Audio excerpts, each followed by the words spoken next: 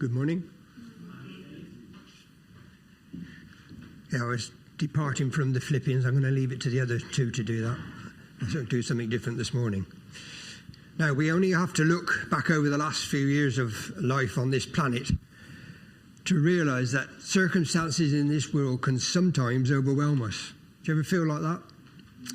Loss, sickness, uncertainty, pain and oppression will inevitably come upon us as we navigate a path through this fallen world. But as believers in Jesus, we are not promised a problem-free life. On the contrary, we are assured that life might be tough going for us. We are, however, assured in John 16, verse 33, that we need not be troubled by the troubles that we face, as Jesus has overcome the world. And as we attempt in our limited human understanding to reconcile the omnipotent, omnipresent and omniscient aspects of character of God, we find ourselves searching for answers to some of life's most difficult questions. We often cry out to the Lord for understanding, and events sometimes leave us bewildered. The ultimate question is, however, if we do not receive an explanation for every difficult experience, can we continue to maintain our belief in the Lord? Now, according to a recent study in the UK compiled by child psychologist Dr. Sam Wass, and this won't come as a surprise to the parents among us, children ask an average of 73 questions each day. I can see some smiles already. And when the study especially looked for 4-year-old age group, the daily number of questions exploded to 200 to 300 questions per day. That brings back memories. In fact, the study concludes that parents are asked more questions per hour than primary school teachers, doctors, and nurses combined. The 5 W questions that young people are encouraged to ask: who, what, where, when, and why, encourage critical thinking and help us understand situations and context. The drive for explanation isn't a taught behaviour. It's, as the study recognises, an innate desire for explanation that manifests even in early childhood development. Asking why expresses a desire to understand the world around us. An understanding brought about by an answered question increases security and confidence. The ability to ask questions is an important part of growing up and a learning process which continues throughout our lives. We ask questions because we lack information we need. Something simple like, what's the time?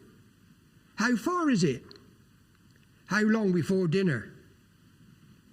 We use questions as icebreakers, don't we, in new social settings and as conversation starters. Some questions have definite answers, while others are more difficult to answer. How are you? It's such a simple question ingrained in our social interaction, yet it can be a difficult question to answer.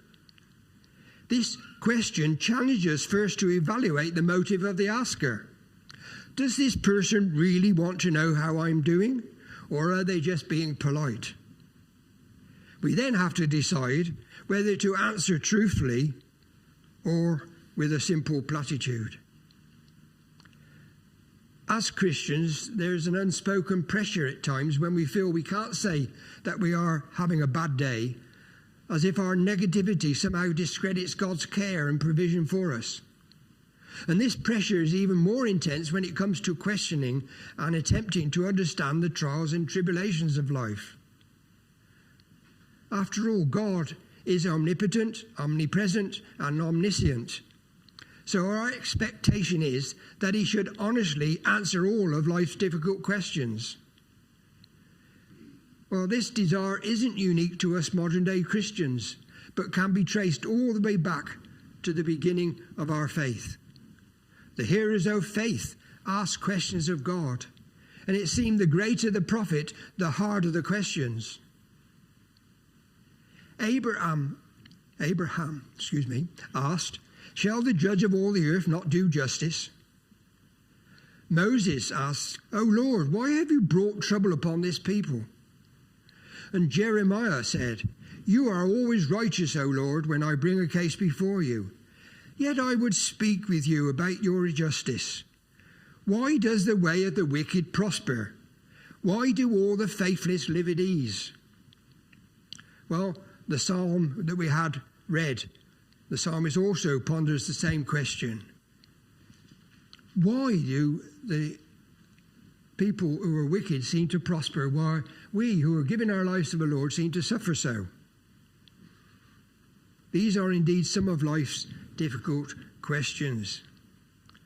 The book of Job is an amazing account of a man trying to understand the problems of human suffering.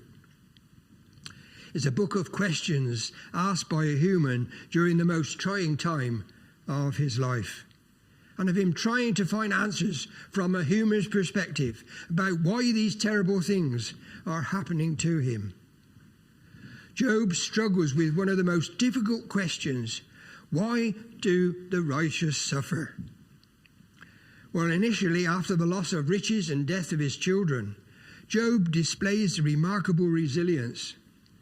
We read in Job chapter 1 and verse 21, "The Lord gave and the Lord has taken away. Blessed be the name of the Lord."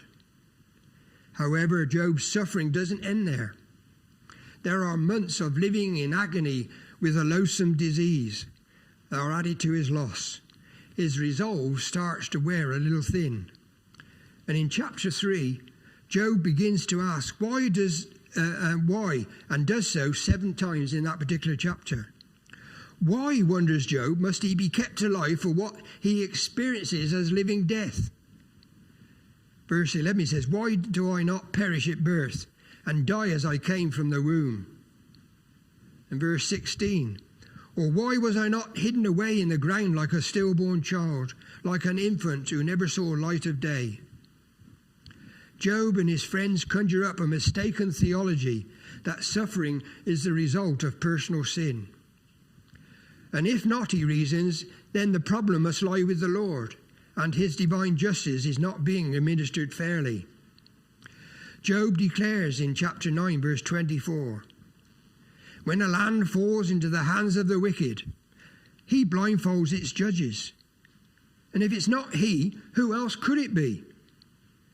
Job alleges that surely that God has turned his back on the iniquity of the wicked as they seem to prosper. And if these iniquities, injustices are not the Lord's fault, then who else can be held responsible? There's a Hebrew expression called Gam Zu Li Tova that translates roughly to, "This too is for your good." This too is for your good.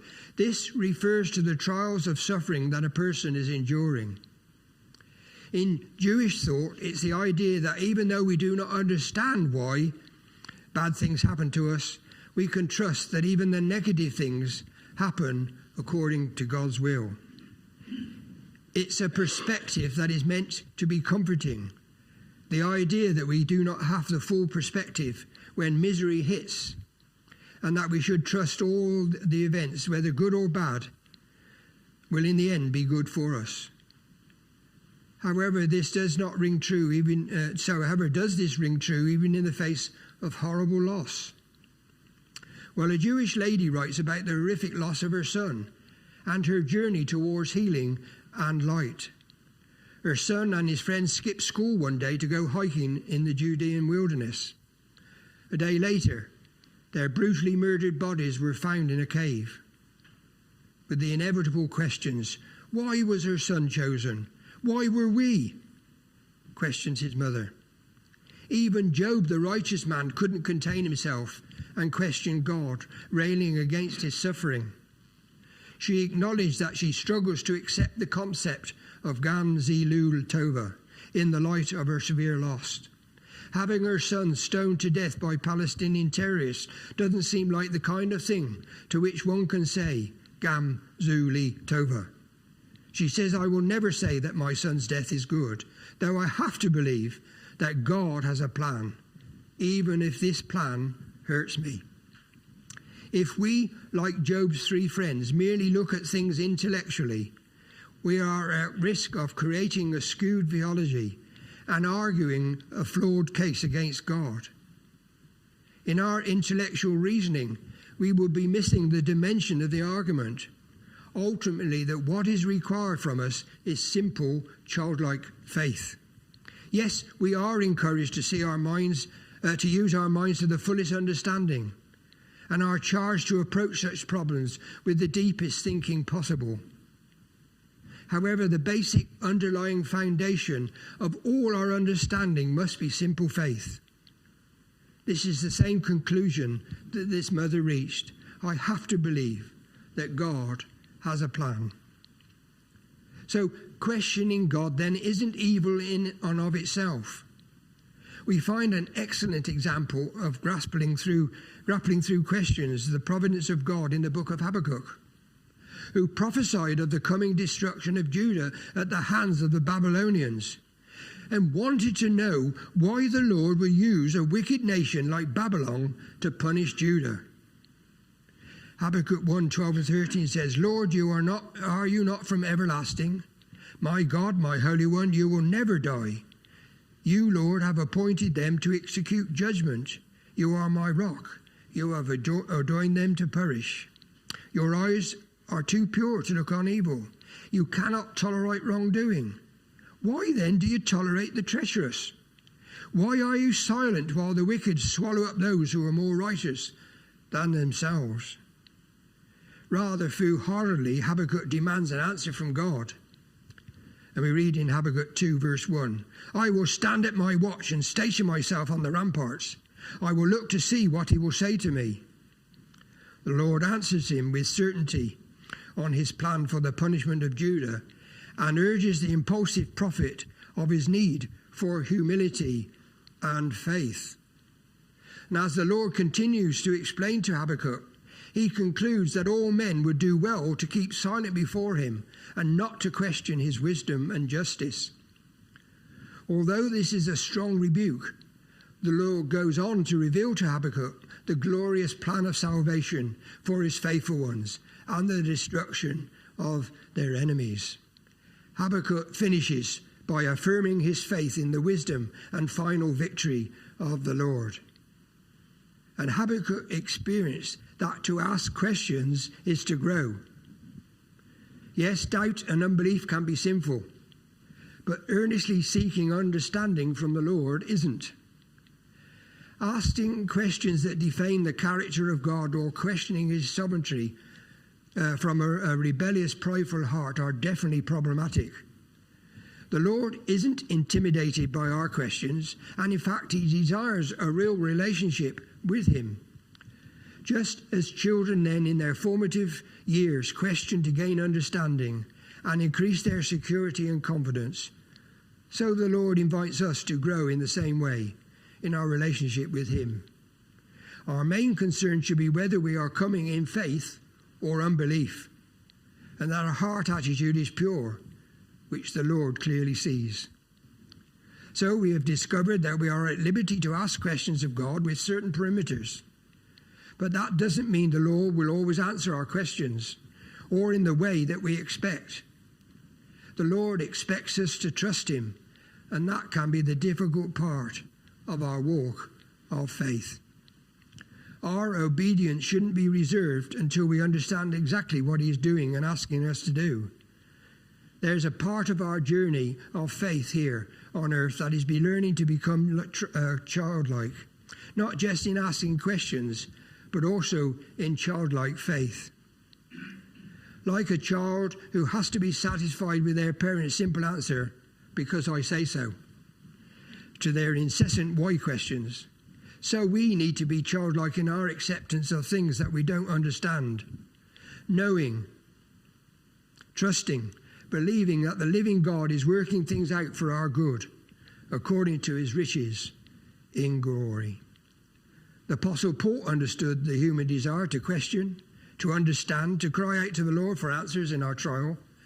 So take courage in the midst of your trials with the words from Paul's epistle to the Romans, encouraging us with the promise of future glory, that nothing can separate us from the love of God. Romans 8:28. And we know that all things work together for good to those who love God, to those who are called according to his purpose.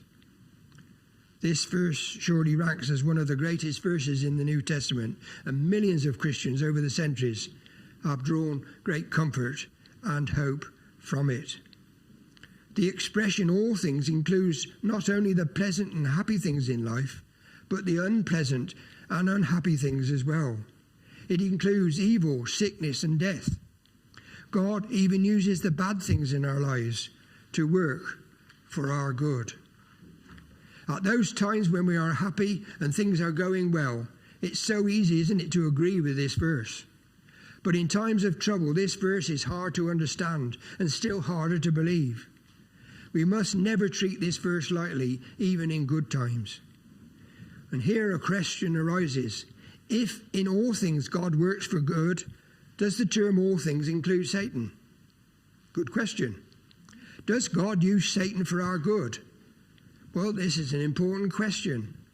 One could argue that if Satan's work can be used for our good, then Satan isn't actually our enemy, he's our friend. However, the Bible clearly teaches that Satan is indeed our enemy, a powerful and terrible enemy at that. In this world, Satan's work isn't for our good, but for our harm. For thousands of Christians who have spent their lives in jail, or who have been killed, burned to death, fed to the lions, how can we truthfully say that all things have been for their good in this world? Well, honestly, we can't. Then how are we to understand this verse? Well, I believe we must understand it in this way. All things that happen to us here on earth, God will work for our good in heaven.